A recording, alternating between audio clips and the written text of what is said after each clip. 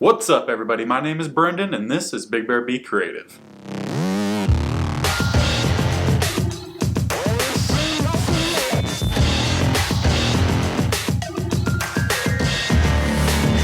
In this week's video, I'm going to be showing you how I edit my sunset photographs. You know, normally if you've been watching my series on photo editing, most of them have been time lapses. This one's not today. I'm going to slow it down a little bit. But if you've been watching them, you could tell that I really like my moody photographs. But last week I did do one that was a little bit more vibrant. So this week with the sunset photograph, we're going to be combining those, having a vibrant bright sky, but also having the shadows be a little bit darker, just, you know, bring a little bit of mood.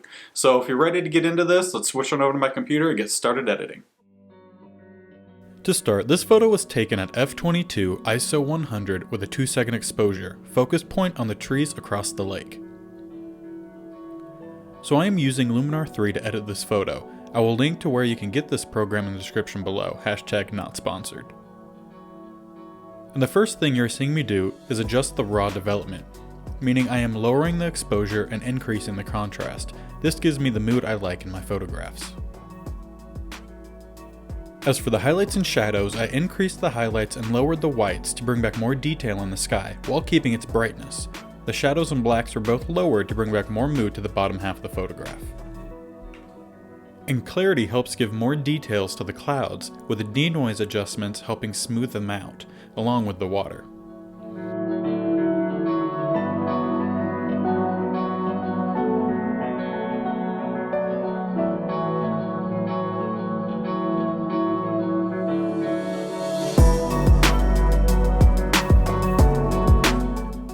And here you see that I raised the saturation just a little while really boosting the vibrance slider.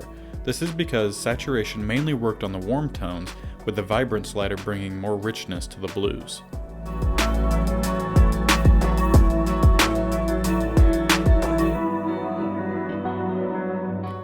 Now Luminar 3 Sky Enhancer is a great filter, as it could really help make your life easier when it comes to making your skies pop.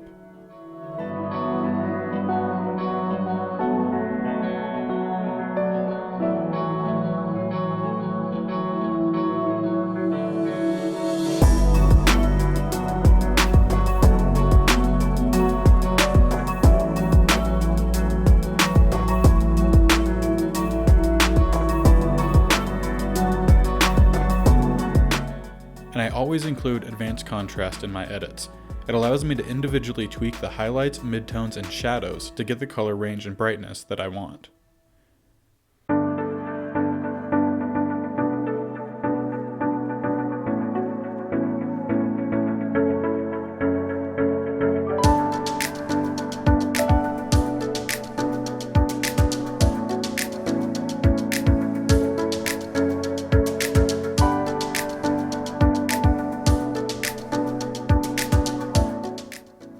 And since I shot this photograph without any ND filters, I used a structure slider to help give a more ethereal feel to the photo by lowering the slider. This can be done in camera by having a longer exposure time, but without the NDs, this is the best option I had. And what is better at creating a mood than adding a vignette to your photograph? In using the polarizing filter, I am able to deepen the blues just a little bit more.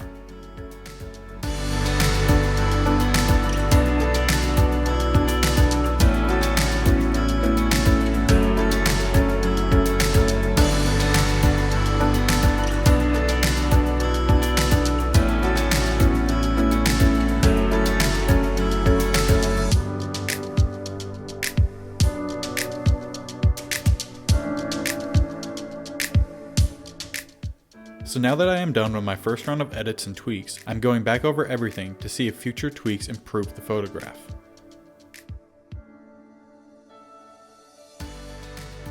The first step being the saturation and vibrance slider. Just lowering them a little really helped bring back more color in the sky.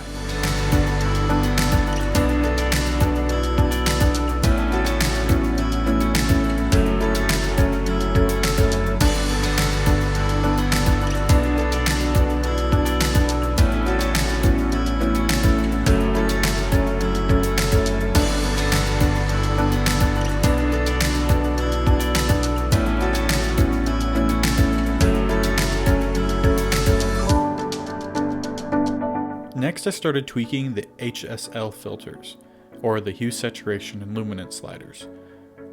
This is where you can really tweak the colors of your photograph to help you achieve the look you want.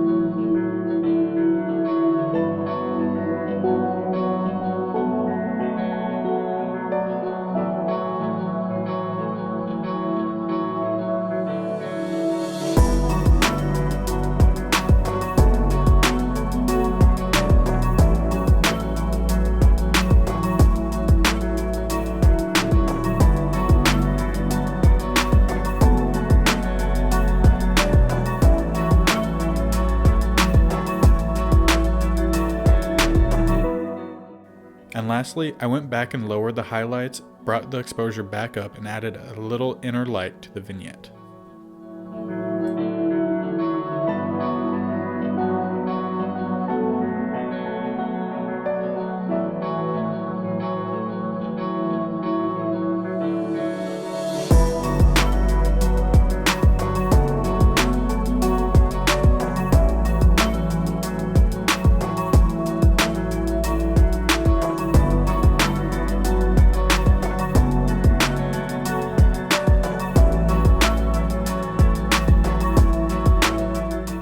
I hope you enjoyed the editing process of this today and that you learned something about editing and post sunset photos, or it could even be sunrise photos, but typically the color's a little bit different. But either way, let me know down in the comment section below what you thought of this edit, if you learned something, or if you still have questions about sunset photography and how to edit them.